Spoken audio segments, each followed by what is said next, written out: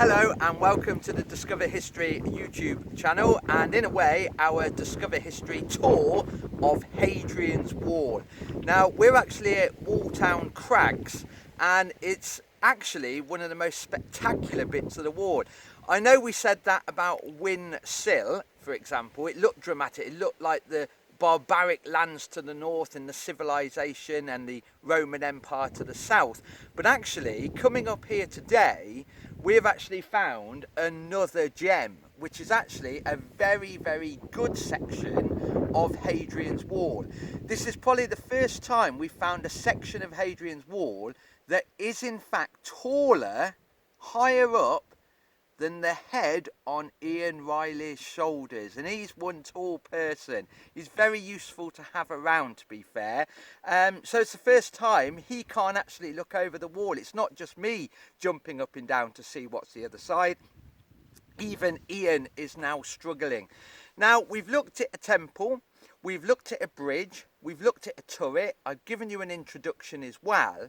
However, let's have a look at the wall in its own right. I know I said on yesterday's video, Hadrian's Wall is not just a wall, but obviously that's what gives the name to the area. Hadrian Walls County, Hadrian's Walls Country. That is Hadrian's Wall, running up to the top of that crag there, dropping over the other side. We're going to walk all the way along there today, ending eventually at Sycamore Gap. Now, the reason why we're doing the video here is because this area, you can actually see how the wall is put together. So what they would have had to have started with is obviously a foundation. The amazing thing about Hadrian's Wall, as archaeologists have found out, there are not huge foundations. So unlike modern building, for example, where you have to put in very strong footings of concrete and so on, Hadrian's Wall is really reliant on the weight of the wall and its construction method.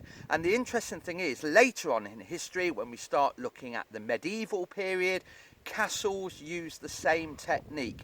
It means that you don't need very deep foundations. And believe it or not, as myself and Ian has found out whilst walking up here, this grass, this topsoil, is not very deep at all. You're literally on the rock, so you can't really get in to put deep foundations. Now, we're just talking about the stone part of the wall. Obviously, there is a turf part of the wall as well, a bit further on. So we're just concentrating really on the stone section. So you'd put in a bit of a foundation, and that would have been really to level off the surface, because what you notice up here is, in part, you will find the boulders and the natural rock has been incorporated into the wall. And then from that, they would start their first row of stones. And that would have been lime mortared together, a technique that the Romans have perfected all across the empire, really.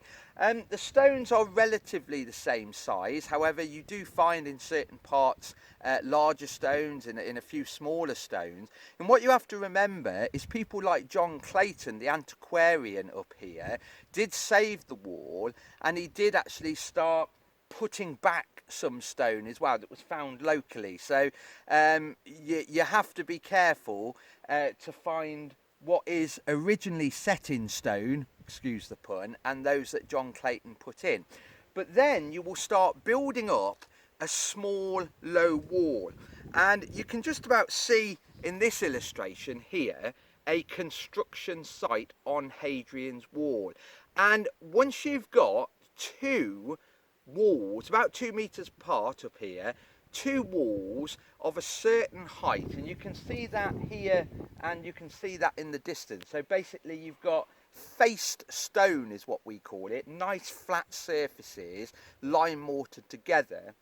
You then drop into the center of those two walls that you've put in all your rubble, and you don't have to be very specific with the size of rock. You want the small pebbles to drop into place. You want the bigger boulders to fill up the gap. And once again, you throw in lime mortar to actually hold that all together. And like I said, that is the same way as Worcester City Wall is constructed. 2 layers of face stone with a rubble core. If you go to any castle in the country, you will also find that technique. The Romans did it up here, and we go on using it after the Romans have long gone. The sad thing about looking at the wall, however, is where is it gone now? We're talking about a wall about 7 metres high. It does fluctuate to a certain degree. There would have been a fighting platform at the top, and it was probably crenellated out like a castle wall to allow archers and to allow you to observe through the wall without actually sticking your head over the top. So you can imagine behind me here would have been a huge wall. You wouldn't have seen those trees there, and it would have stretched up into the distance, and you would have seen the turrets, the mile castles and the forts, and behind us the Roman wall, the Vallum, for example, that was built much later. But you will notice it would have been a strong defensive empire. This would have ended the barbarians to the north over there and the beautiful south, the empire stretching all the way down to North Africa and the River Nile. What an amazing fact. That always touches me every time I come up here. We are safely within the empire.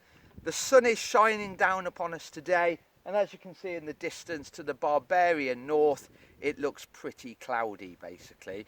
But the sad thing is, when you get the end of the Roman Empire in the 5th century, it doesn't end just overnight, by the way, but around about 410, when the Romans are disappearing to protect their homeland, basically, going back to Italy to protect it from the raiders that were taking place down there, slowly the wall fell into decline.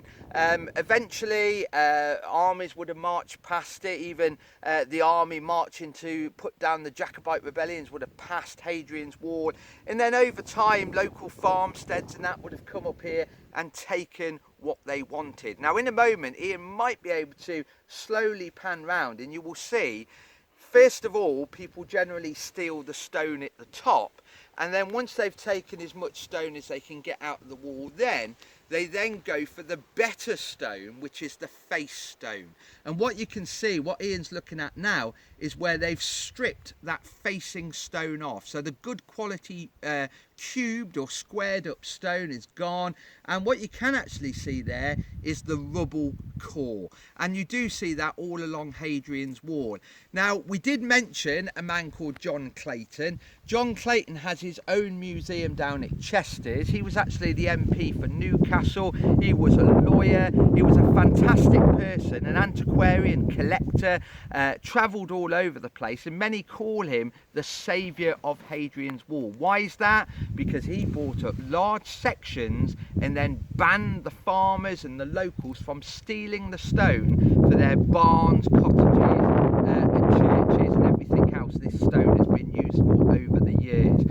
Saviour of the wall, yes he is, which is why luckily we've got nice sections of wall that we can visit today. Anyway, on that note, fingers crossed for us that the sun will stay shining and we'll get down to Sycamore Gap where we left our tour the other day. We'll speak to you soon. Bye bye.